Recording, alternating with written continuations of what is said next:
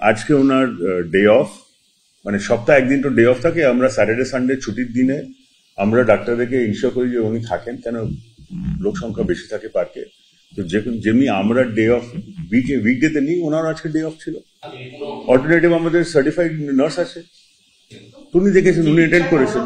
আমরা গেস্ট নিয়ে একটু সকাল দিয়ে ব্যস্ত ছিলাম, তাহলে ওরা গেস্ট নিয়ে ব্যস্ত থাকুক,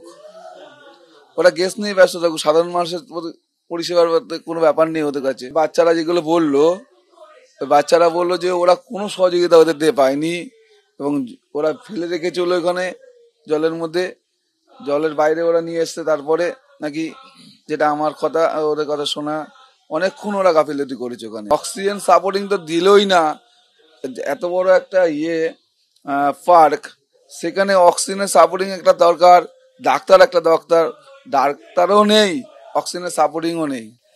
কি অবস্থা!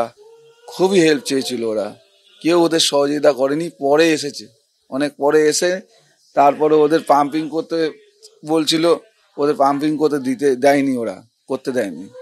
ওরা নিজেরাই করে, ওরা নিজে ফেলে রেখে তারপর লাস্টে ওদের অ্যাম্বুলেন্স